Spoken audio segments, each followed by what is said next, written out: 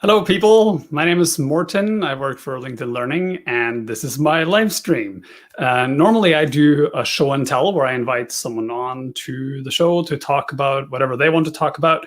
But sometimes I also want to just talk to you about things that I think are important. In the past couple of weeks, I've had several conversations with people in different fields about this idea of working effectively in cross-functional teams. So I thought I'd share some of that insight with you, and also so that it gets saved on the internet and I can refer to it later myself. So that's what I'm going to do today. Talk specifically about navigating cross-functional teams, both in your own position and in potential other companies, so that you know how to talk to your colleagues and also how to talk to a potential future employer if you want to get a job in a cross-functional team. I have some slides here. Let's see if I can get this to work. If I do this, look at that. That's so fancy. How about this? Even better. So what is a cross-functional team, and why do you need to know how to navigate them? The simple answer to that is this is really about how to work with other people. In almost every kind of job, you end up working with other people in some capacity. That could be because you're actually on a team, or it could be because people are brought in that have expertise in things that you don't have expertise in, that you need to work with for one reason or another to get something done.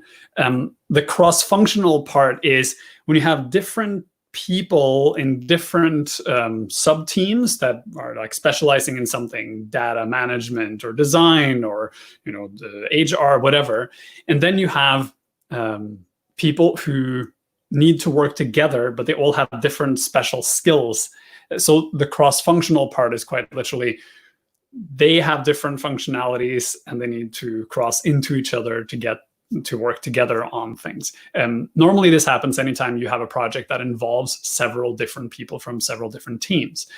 The challenge that usually arises there is people always know what they do themselves. They also often have a general understanding of what other people in a cross-functional team does, but they don't necessarily know actually what those other people do. So they just have assumptions about their role and their work and what they care about. And that can become really challenging if you're trying to get a task done, because a lot of the time, someone has to do delegation and say, this portion of the project needs to be done, and I think you should do that because that sounds like something that fits your role, or I think you over here should do it because that sounds like something that fits your role. If that delegation is done incorrectly, you end up in a situation where the people who should be doing a job may not be doing it, but someone else is doing it instead. But because that decision is made by someone else, usually someone higher up, it's hard to navigate how to get this to actually work. There's also a challenge in when you are working on a team and you come across a problem, to know whether or not this is a problem you should be solving, or whether there's someone else in another function that may do that job better than you, or maybe more qualified to do it, or may have input that's relevant to your job in some way. And that's really what I want to talk about here, is this: how do you navigate this type of situation and get it to work properly? And the way I like to start this is to say, everyone is a tool, not in the negative sense, but more in a, as a professional or as a practitioner of any specific craft, you are effectively a tool. The tool can be used well to do something, but a tool is also something that can only really be used well for what it was designed for. If you have a wrench, you can use it as a hammer. It will work as a hammer, but if you had a hammer instead, it would do a much better job. If you have a wrench and you want to use it as a saw, it will not work. You can probably break things with the wrench, but you cannot get it to work as a saw no matter how hard you try. But if a wrench is the only thing you have, or if you think that the wrench is the only tool you can use for a job, you will find a way of using the wrench to do what it is you want to do, even if it's not the correct tool. So this is really about how to help your cross-functional partners, that would be other colleagues from other teams, understand your value by understanding what they have reason to value. This is a really important thing that I've come across several times in my own work, that if I want to work with someone, it's really important to understand what they care about and what they care about in a professional sense. Now, there are a couple of things that people care about in work. One is that they usually have a list of things that they need to get accomplished this quarter, this year, this fiscal year, whatever. They have goals that they need to reach and to achieve in their work.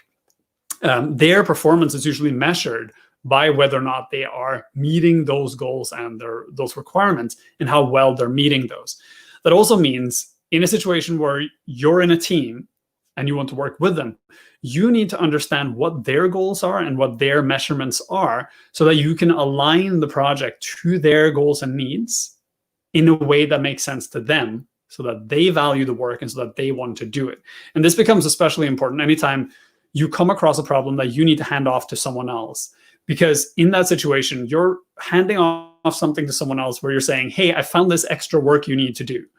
And to them, no matter what it is, it will feel like you're adding extra work to my plate that I don't necessarily see why I should be doing because it will interfere with my overall goals for this quarter or this week or whatever it is I'm working on.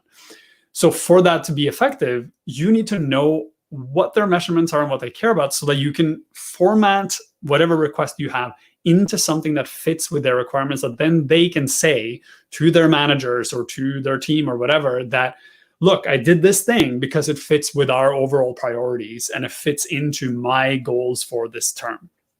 To be able to do that, you need to actually know what your colleagues and the other people in your cross-functional team are doing. And that means talking to other people. And it's kind of funny because it seems so natural that if we're just talking about it, of course you would talk to your coworkers about things. But in reality, when you are working on a team or even more on a cross-functional team, there's rarely any time when you sit down and you just talk to your coworkers about what they do. What is it they're good at? What is it they are experts at? What is it they're not so good at? And what is it they like doing? And what is it they don't like doing? That communication is what matters, is understanding your coworkers. I like to throw this analogy of a doctor. So when you study to become a doctor, or any kind of medical practitioner really, at some point during your study, you're put into what they refer to, I think, as a rotation. You go to a hospital and you work in all the different departments. And you spend a couple of weeks working in each department to get a feel for the different things. Now, part of that is because as a medical practitioner, you need to figure out what it is you want to do. Like, where do you want to work? What work appeals to you and what work does not appeal to you? And specifically in the medical profession, you don't really know what the work is until you go and do it. So going into the different departments and doing the work gives you a very literal experience of what the work is going to be like if you choose to take that on as a profession. But the other part of that rotation is you learn what the different departments do, what they care about, and how they measure success.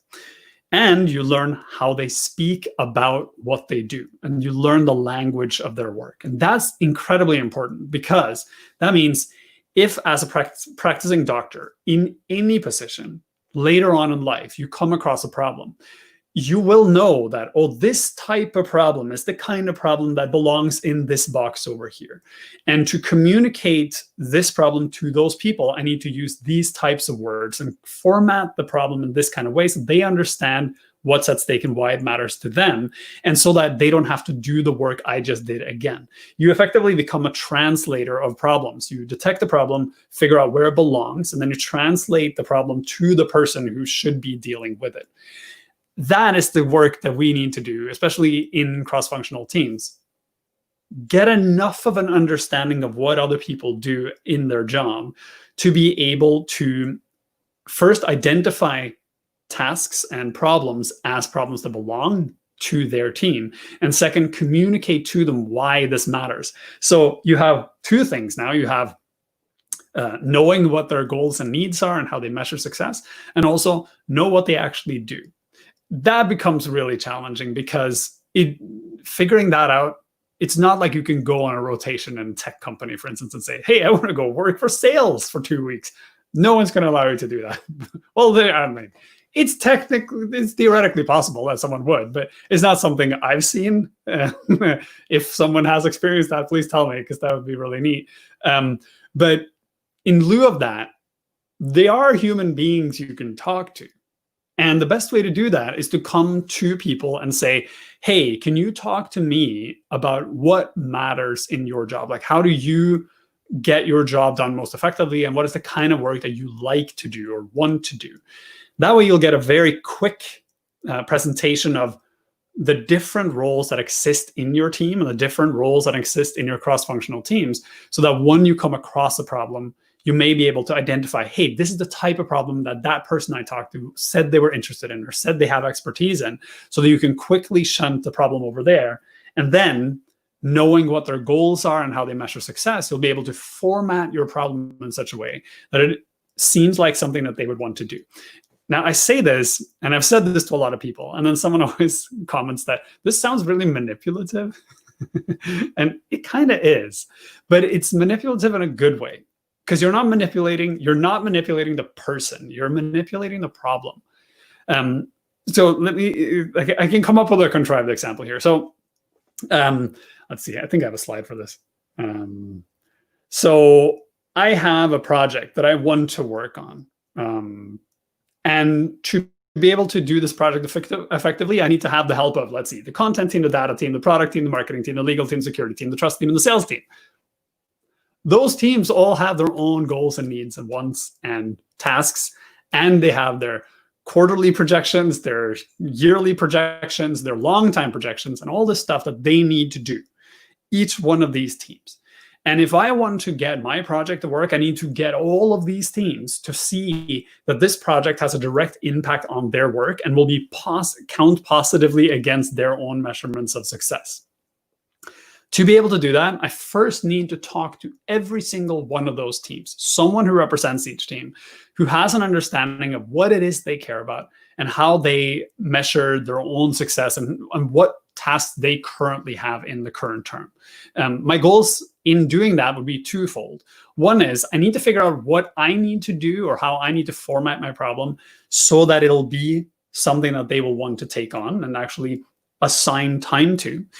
The other part is I need to figure out how I can help them achieve their goals through this project. That might mean discovering that within the current time frame of, let's say, 3 months in the current quarter, it's not possible because they don't have room. But then I can have the next conversation, which is, okay, if you can't do this quarter, what do I need to do to make this a problem that you're willing to add to your task list for the next quarter so that it'll actually get done? And then align all the other teams with the same thing, to set a realistic plan for this. A lot of working with other people is just pragmatic approach to life. And especially when it comes to things where you know that this will take up a lot of time and resources, it's important to be pragmatic about it and say, I understand that, to get this done, we can't get it done now. Even though I can personally work on it right now, I also realize that all the other people probably cannot and probably need to carve out time from their schedule to say, we are going to work on this during this time frame.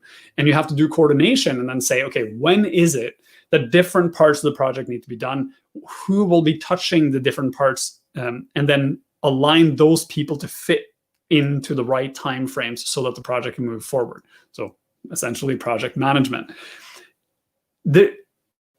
It's weird because this all has to do just with communication. So you can look at things like, say, you have all these teams, right? And you can go into each individual team and try to just map quickly, what is it that they care about and what do they do? So you say like a content team, the people who produce or curate or manage content on whatever product that you're working on, they will have priorities like making sure the content actually works and is quality and successful information transfer. Like they write something or make a video or whatever, and it gets actually transferred to the other people. So the consumer understands it and is able to use it. And their metrics would then be aligned with those priorities: comprehension, engagement, net promoter score, all that kind of stuff. But if you then go to look at a different team, like the data team, the people responsible for the sanity and sanctity of the data itself, their priorities are just to architect and manage the data and keep the data stable and accessible. So when they measure success, they're not really caring about whether or not people understand what it is you're trying to do. They just care about the data not being corrupted, that the data is available when people request it, that the quality doesn't get degraded by people putting data in or putting data in wrong and everything. And when you start going through all the different teams, you'll discover that they all have different priorities and different metrics.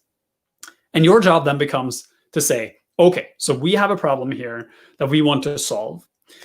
To be able to solve it, I, for instance, have to get the product team on board, and they care about the design and build and iteration of the product and to provide an accessible user experience that works for people. And the way they measure that is by quality engagement and analytics and social proof and stuff.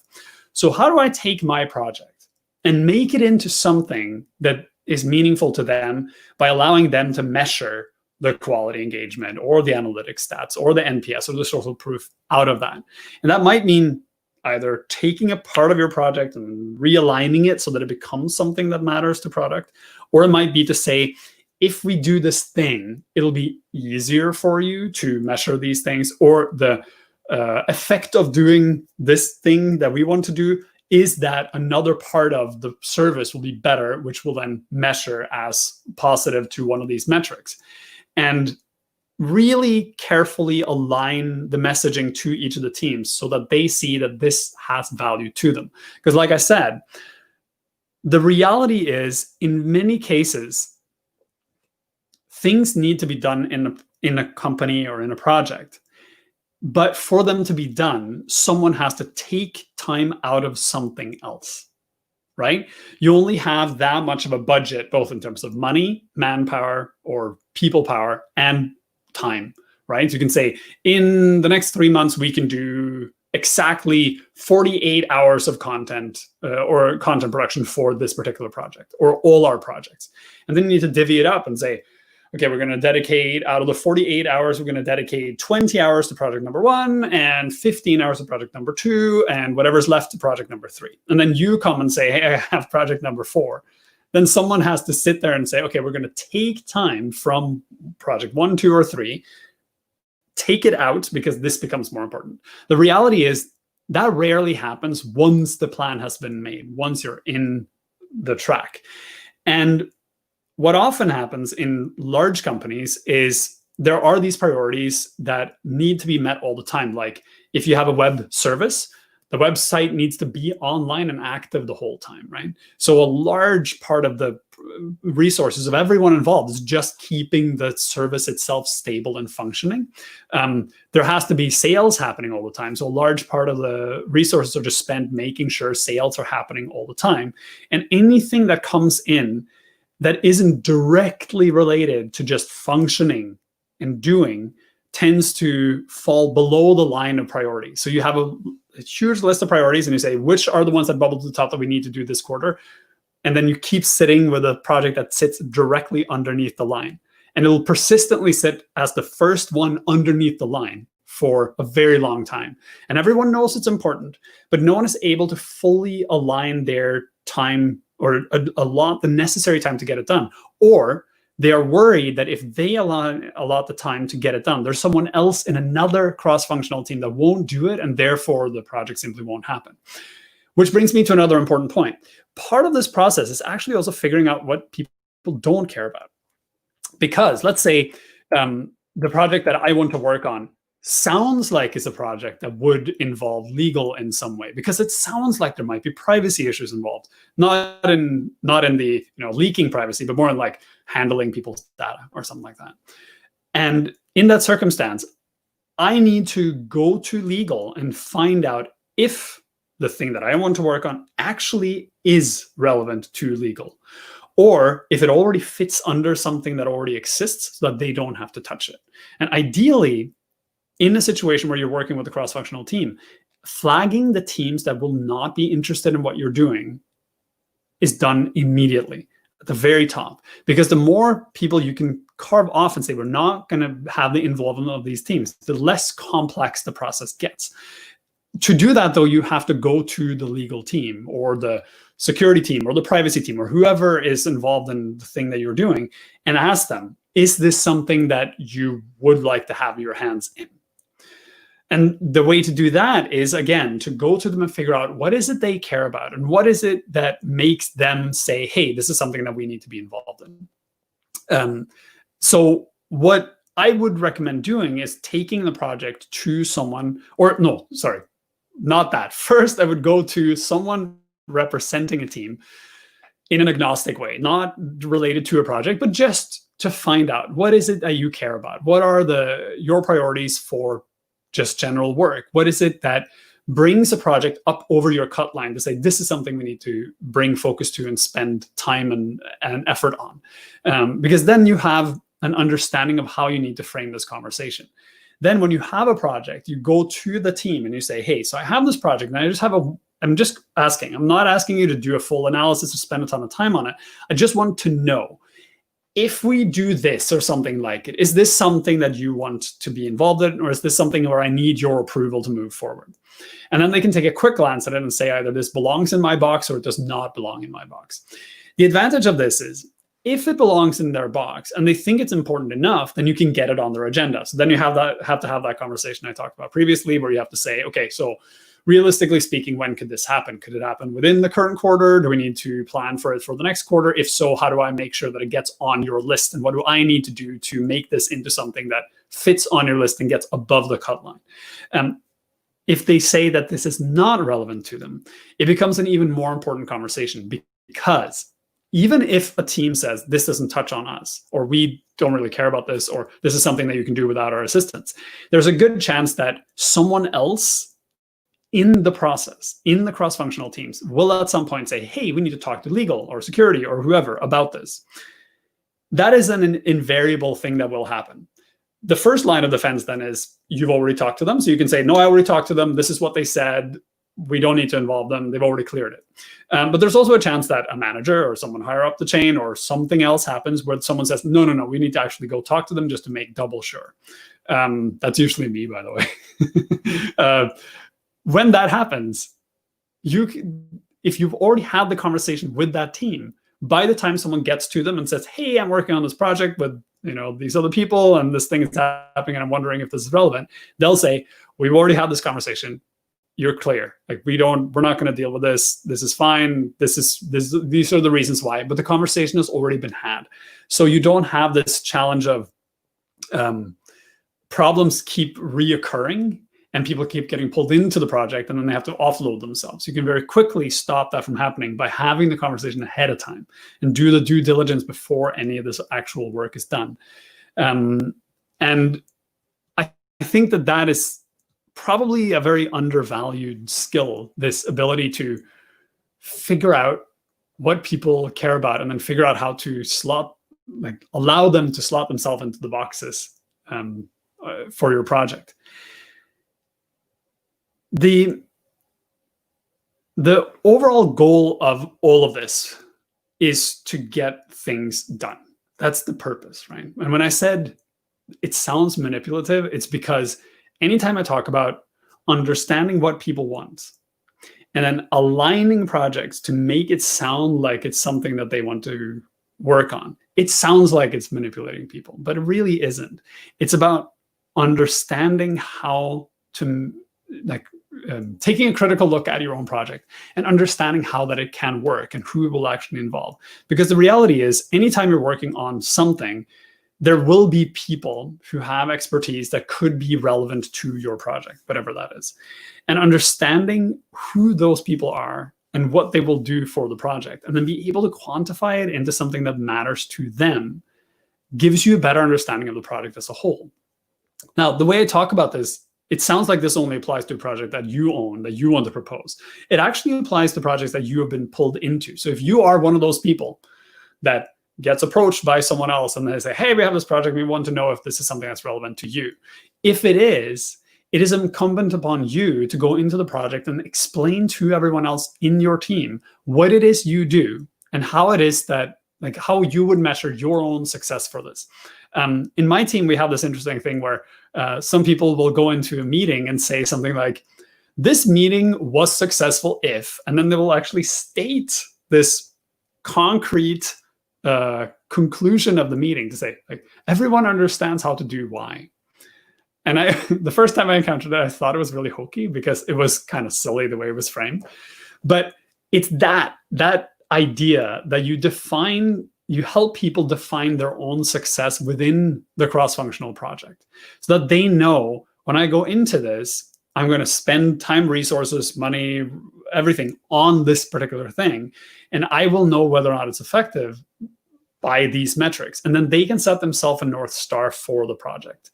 And if everyone does that, they'll be more engaged to actually get the thing done. And it'll also be more meaningful to them, because they can then communicate up to their higher level reports and say, I worked on this project here, and these are the reasons why. This is why it fits under my job description. This is why it fits within our current plan for the next quarter. And these are the results and how we measure them. And it becomes a very different conversation from, I was pulled into this project and I did some work for it, and now the project is kind of moving forward, but you don't have any quantifiable way of saying, this is why it matters to me in my current position. So yeah, it's all about communicating with other people. Now, the last part is, when I presented this to a group of people, and they said, cool, but what if I don't currently have a project that I'm working on? How do I do this communication? And can I do this proactively? Can I go in my company or in my team and help other people understand what I do, what I don't do, how to work with me, even when I'm not currently working with them, so that by the time they come to a project that they need to work with me, they'll know what to do. And the answer is yes, you totally should do this. The challenge is always to find a way of doing it that isn't interfering with other people's work. Going to a coworker and saying, hey, let me talk about my work with them is not very functional. It's also not appreciated. So the trick here is to figure out a way of making your work relevant to them. And one way of doing that is to find a way of using your expertise to make their job easier. And there's like a really obvious example would be someone like a data scientist. Data scientists have a really, they're used to working on huge data sets and everything, and they have a lot of skills in things like Excel. Excel is something that everyone, or spreadsheets in general, is something that everyone will encounter at some point or another. And it's something that most people understand about this much. And they understand enough to get things done, but they don't necessarily understand what this software can actually do. Like, it's that whole iceberg problem, right? And the result is you'll have people like me who don't really understand Excel all that well, or haven't taken the time to learn it. So I'll do things that produce the outcomes I want, but in an extremely difficult way, or an extremely cumbersome way, or an extremely just inefficient way, right? Having a data scientist run something like a lunch and learn, where they say, okay, for lunch, during lunchtime, I'm going to do a presentation on like 5 quick tips on how to work with Excel better. And then use things like examples that are related to their job as the examples that are being done. Is a great way of kind of sneaking information about your own job in under the covers of doing something else, to help people, first of all, learn something that's valuable to them for their job. And second of all, give them this inkling of, oh, this person in my cross-functional teams is doing something that could actually be relevant to what I'm doing, because this data that they're showing right now is actually relevant to my job in a different way than I thought before. And that then opens the door for a conversation, so that then you can say, hey, and if you have any questions about, what I do or how we do this kind of work in data science, come talk to me afterwards, and I'll have that conversation with you. And that opens the door for people to dynamically come to you and say, or organically come to you and say, hey, I want to talk a bit more about the thing you showed me, or whatever. And it also opens the door for people to say, hey, I have a problem. I wonder if this is a problem that you can fix, because you seem to know this kind of technology. And that's how you can notice that someone is working on something that you really should be part of, that you haven't been part of because they simply didn't know that this was something that you're an expert in. And that is the final takeaway, that the value in doing this extra work of helping people understand what you care about and how you measure success, and also understanding what other people care about and how they measure success, is it'll help you do your job better, because it'll help you identify, or help other people identify when they need to work with you and pull from your resources and get expertise from your side of the coin. And it also helps you be able to do work that you actually should be doing, instead of being given jobs that aren't necessarily what you should be doing because people don't understand your focus. Because that's what I see a lot of, is you'll have someone who is an expert in a field, but because people don't know entirely what that field is, they will send work their way that isn't quite fitting or is maybe not efficiently used. So the time of the person in question isn't used as efficient as it could be, simply because people don't know what that role is. And having that open communication with your cross-functional partners to help people understand what you care about, how you measure success, and you invest the time in understanding what they care about and how they measure success will help you do better work together. So talk to your cross-functional partners, talk to your colleagues, and learn what they do and how they measure success. Basically, go play doctor, not in the weird sense, but in the go on rotation in the company and understand other people's work, because it'll make you all, or help you do better work, all of you. Cool. All right. So before I let you go, I have a couple of things that I want to announce. One is, if you're watching this live or within the week of this release, I am speaking at an event apart, human-centered design, next week on Monday, July 20th, 2020. Tickets are still available. I think because it's an online event, I think tickets will actually be available after the conference happened too, which is interesting. So if you're interested in hearing me talk about tech ethics and design ethics, or other people talk about human-centered design and how to make the web a better place for human beings, you should definitely take a look at this conference. You can find the link right there at eventapart.com/event/online0720. Also, LinkedIn and Microsoft has launched this new website called opportunity.linkedin.com with a ton of resources on how to find a job, retain a job, up your skills, make a better LinkedIn profile, like everything you need to succeed in this extremely challenging time and extremely challenging labor market. The great news about this website is everything on that website is free. So you can go and watch my courses on LinkedIn Learning, or some of them, and you can watch courses from my colleagues in a whole huge array of different subject matters and fields to get new learning for free and really kickstart your process of either getting more solidified in your current job or finding your next play or doing something else. So yeah, if you are looking to just up your skills or improve your LinkedIn profile, or if you're looking for a new job, go check out opportunity.linkedin.com and see what's on offer there, because there's quite a lot of stuff. Cool.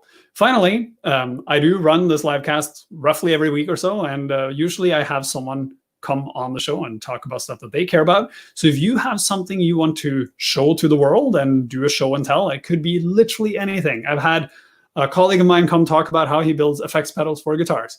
I've had a guy talk about how he built a camper van from scratch to go cycling up in the mountains. If you want to talk about that, or if you want to talk about Excel, or if you have a cool new thing that you built, or if you've discovered a new CSS function or JavaScript feature or whatever, and you want to show and tell, send me a note. I'll get you on the show and I'll give you half an hour to show and tell to the world something that you care about. Cool? All right. Until next time, I'm Morten. See ya.